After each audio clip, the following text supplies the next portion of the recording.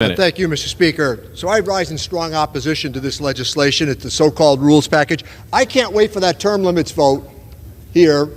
When you ask members on the Republican side who have been here for 20 or 30 years, then to codify their votes and say that you can only be here for 12, try explaining that one back home when you've got a 4-seat majority. This is an extreme proposal that's in front of us. It will eventually, if they follow the logic to its manifestation, this will pit Social Security, Medicare, and Medicaid against defense spending.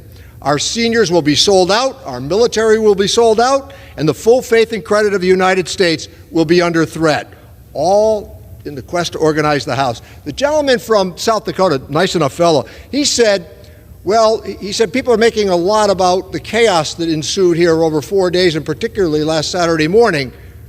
Was the gentleman denying that he was here for the country to witness what happened here?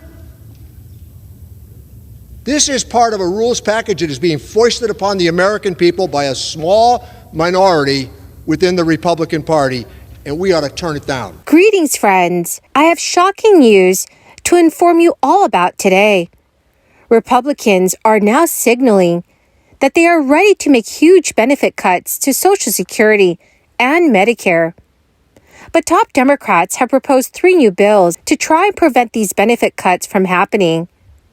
Friends, please do make sure that you watch until the end of this video, especially if you receive Social Security benefits. Also, I will be giving away 2 $75 Walmart gift cards this Friday to say thank you so much for being part of this community. If you would like to enter the giveaways, all you have to do, dear friends, is click and like several of my videos and then comment below the keyword of each video that you watch. The more videos that you comment on, the greater your chances of winning these giveaways. Republicans in the House of Representatives are making it clear that they intend to seek cuts to entitlement programs like Medicare and Social Security.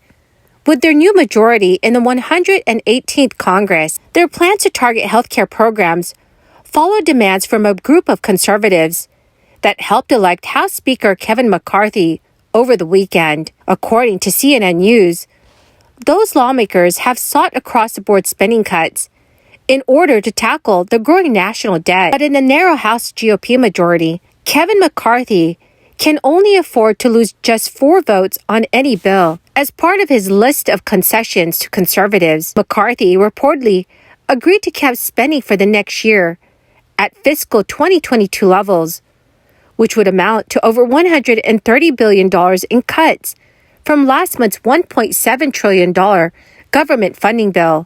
According to Republican Representative Chip Roy, Republicans don't plan to alter benefits for current Social Security and Medicare recipients. Representative Roy said during an interview this week, "What we have been very clear about is we're not going to touch the benefits that are going to people relying on the benefits under Social Security and Medicare.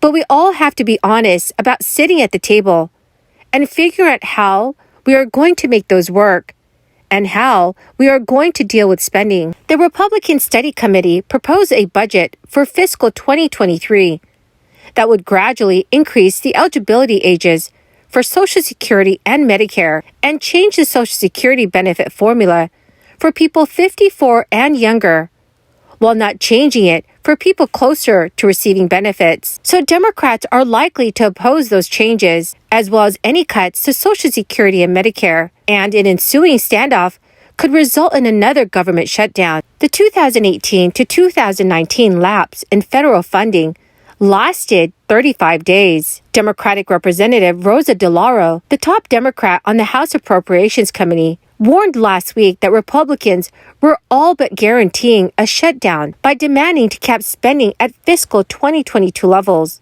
DeLauro has recently said in a statement, "These types of cuts would affect communities and families across the United States who are already struggling with inflation and the rising cost of living. They put support for the American people at risk." So friends, what are your thoughts on this?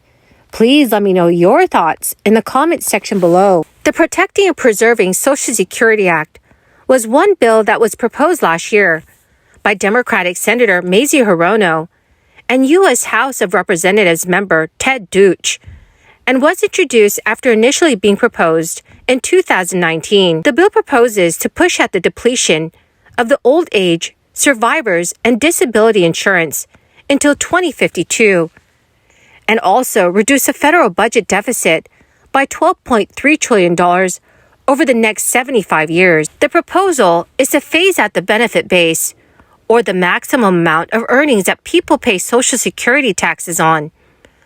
Currently, that limit is $147,000, although it will rise to $160,200 next year. Another bill proposed this year to further fund the program is the Social Security Expansion Act, which is being sponsored by Senator Bernie Sanders, Senator Elizabeth Warren, and House Representative Peter DeFazio. The bill proposes to extend the solvency of the trust funds by 75 years, similar to Hirono and Deutsch's bill, by raising the benefit base to $250,000. The bill also proposes to raise Social Security benefits by $200 per month and to require individual millionaires and billionaires to pay a 12.4% tax rate, up from the current 6.2% individual rate and equivalent to Social Security taxes that self-employed workers currently pay. A third bill has been proposed by John Larson,